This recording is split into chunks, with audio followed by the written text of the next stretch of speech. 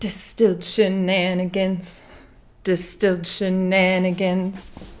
Hi everyone, welcome to Whiskey Labels and Hot Toddies. I hope everyone is ready for Thanksgiving. I am always super excited to eat turkey and be with family and watch, hopefully, the Lions play a good football game and win. I don't want to jinx it, but it's been an exciting year. Now, I'm gonna be truthful here. This episode almost did not happen. I do not know what happens to me during daylight savings time, but just really a tough week. But I pulled it together. Hopefully, we have a good episode for you today. I really want to demystify what is on a whiskey label and kind of define some of those terms for you so you might understand why sometimes when you buy a bottle of something and it does not taste like the bottle you bought a month ago, I'll tell you why. So you have some standard whiskeys that are a blended whiskey. Every time you buy that bottle, it is going to taste the same. Some blended whiskeys that I have, just a regular Maker's Mark and the regular Woodford Reserve. Those are all blended whiskeys. So they take a bunch of barrels in the rickhouse and make a flavor profile that is consistent bottle to bottle, batch to batch, year to year. It's pretty, they have it down to a science. So if you see a blended whiskey, you're going to get the same flavor every bottle. The next thing you're going to see are small batch. You'll see you got to read the label because it's just going to be hidden on there sometimes. So a small batch is just produced in limited quantities with carefully selected barrels. The distiller wants to have a specific flavor profile within that bottle. And so they kind of go around the rickhouse and they use their whiskey thief and they taste the whiskey and figure out what they want that blend to look like. You're generally, when you see a small batch, you're kind of implying more of a craft-oriented bourbon or whiskey instead of a blended. Then you are going to get a single barrel. So this type of whiskey is pretty self-explanatory here. It is going to be bottled from one individual barrel and not blended with multiple barrels. And each bottle may taste completely different. Got a kitty coming. Sometimes if you go to different liquor stores, you'll see barrel picks, and it'll have their name on, stamped onto the bottle. That would be a single barrel pick. And we have a kitty.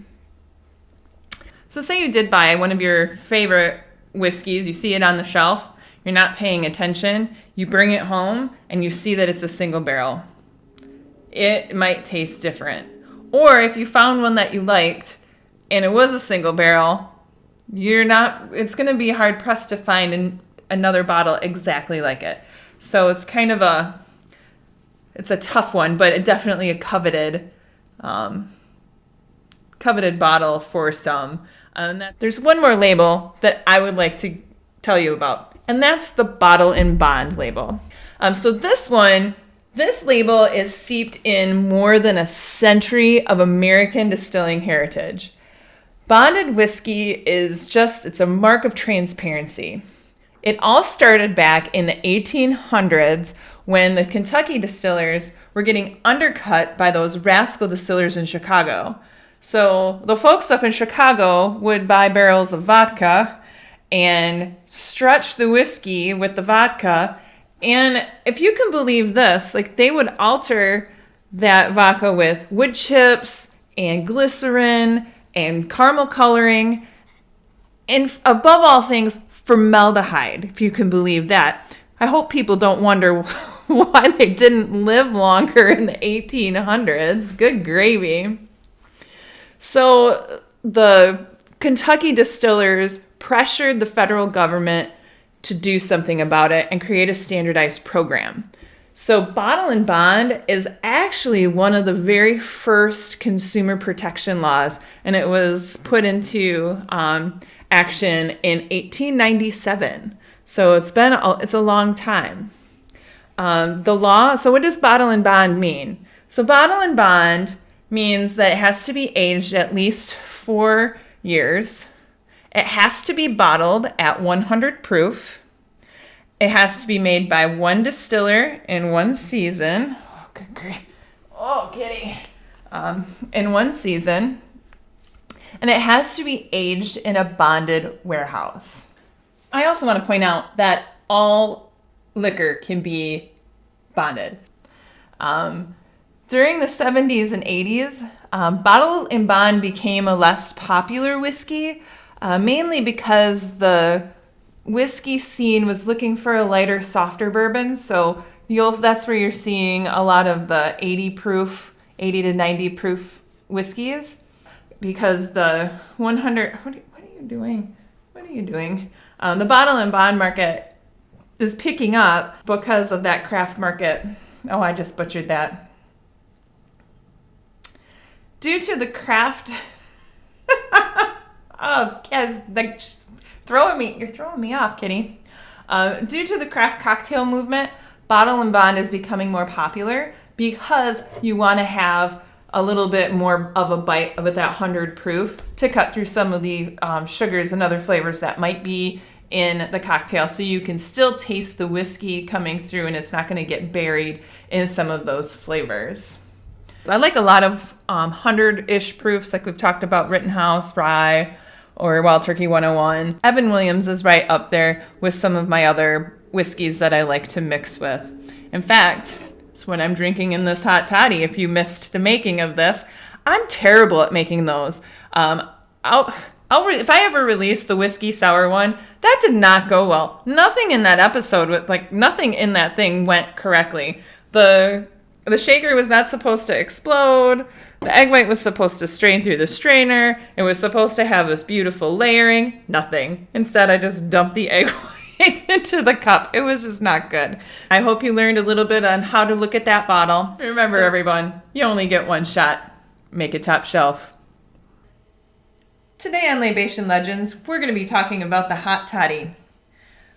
We're going to be reading the history of the Hot Toddy by Nick Hines, coming to you from vinepair.com.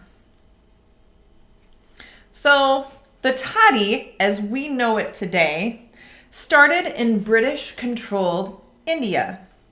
In the 1610s, according to dictionary.com notes, the Hindi word toddy meant beverage made from fermented palm sap.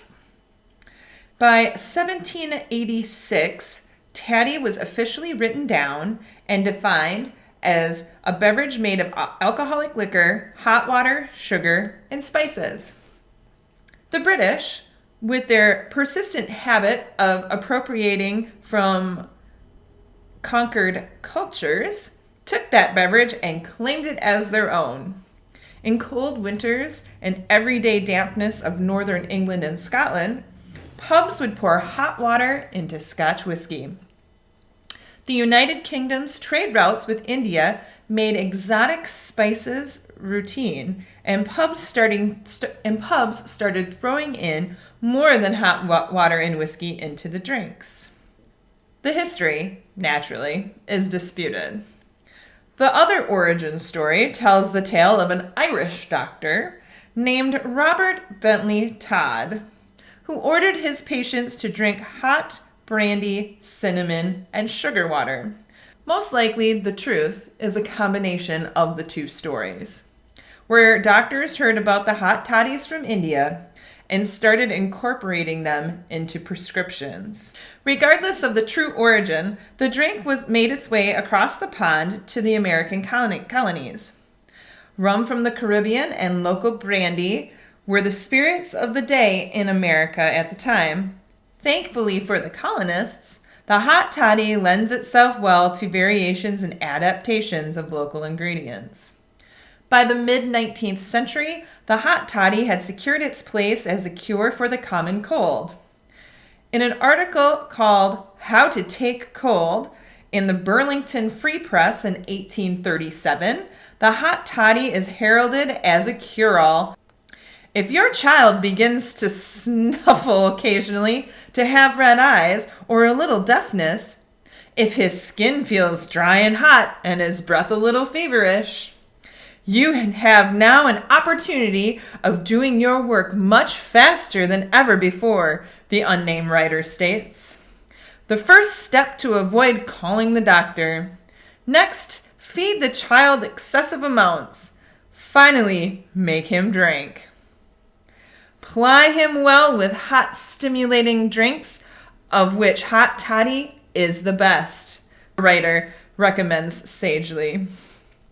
The Hot Toddy has been an American staple ever since. It beats out all other hot drinks like mulled wine, bourbon cider, and even the newest trend, red wine hot chocolate. I don't know about that one, everyone. It survived the test of time for a reason. The Hot Toddy is the undeniable champion of hot drinks. So next time the weather gets a little frightful and you turn to your trusty friend, the Hot Toddy, take an extra second and appreciate that warming mug of joy. The concept took a long journey to make it to your fireplace-less apartment. Have a great night, everyone.